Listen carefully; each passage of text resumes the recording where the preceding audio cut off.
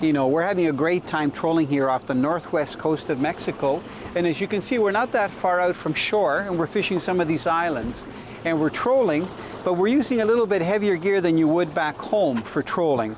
We've actually got Magnum rods. These particular ones are spinning rods, and they're rated for 15 to 30 pound test. This is a 2-piece, 8-foot rod, and you can see that it's loaded with a pretty large, it's called an XI spinning reel.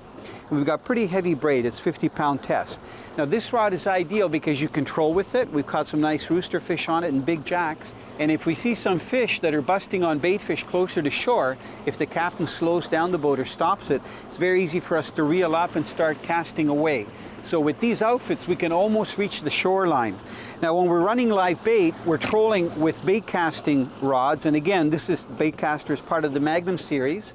This particular one is also a 2-piece. It's 6'9", but it's rated for heavier line, 20 to 50 pound test monofilament. We have it loaded with a Rapala Hydrus reel. So you can see this one has a metal body, has very good gears, and it's also a counter reel.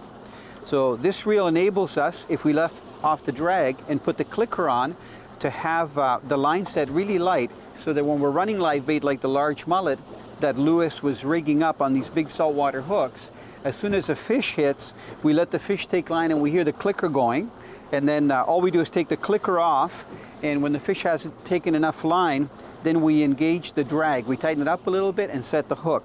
So these outfits will handle 80-pound test line no problem in a braid, even though it's rated for 50-pound monofilament, because the diameter of the braid is so thin.